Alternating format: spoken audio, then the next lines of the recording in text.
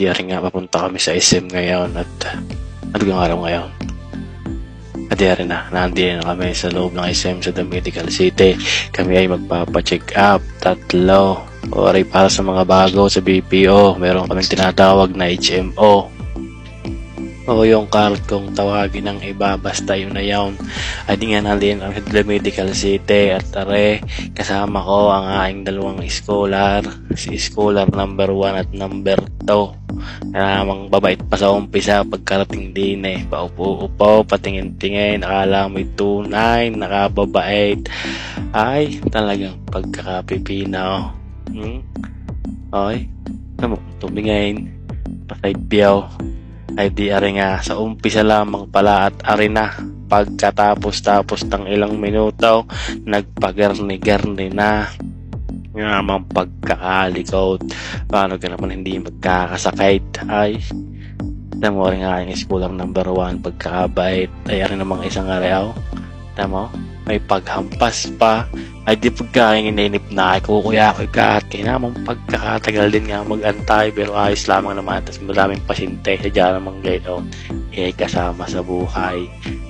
Ay di yun nga, ay bukod sa pag-aantay, syempre maraming salamat din sa mga staff, nurse at na tunay nakakababait naman sadya. Kaya yun sadya siguro pag taga Batangas to rin nga ang mga scholar. Pagkatapos nga doon sa sahig maglulumpasahay din naman sa pagitan ng upuan, talagang naghahanap ng sakit ng katawan. Aring batang aray, Diyos ko. Ay, ang kanyang ate upo-upot kain-kain lamang siya hindi mapakali. Di ay tinawag na hindi ni kasahing tabay. Hawag malikot, tumubukat, mag-cellphone. Habang tayo nag-aantay at yun na nga tapos na. Hindi natin na video lahat at bawal. Ay pagkatapos ng check-up ay gerne, naging itsura. Nung nakakuha ng dugaw at talaga naman nagsisigaw at nag-iiyak na sa loob ng ospital. Diyos kong kaawa-awan, katakot-takot. Ay di rin nga ang itsura ng ating scholar number 2 ay talagang may pagkalungkot. Hey, doon ako nalungkot.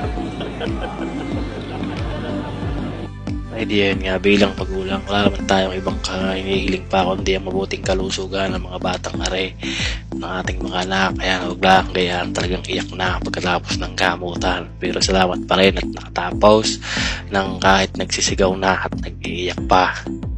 Ay di yun nga, at bukod diyan hanggat may oras pa, may pagkakataon kayong itama ang inyong mga pagkakamali. Huwag kayong matakot magsimula ulit at higit sa lahat, huwag kayong magpa-apekto sa sasabihin ng iba. Ang mahalaga, natuto ka, magpatuloy at lumaban. Kita-kits sa susunod na aming video. Salamat, stay strong, stay real. Ay, mag-ingat kayo lahat. Salamat.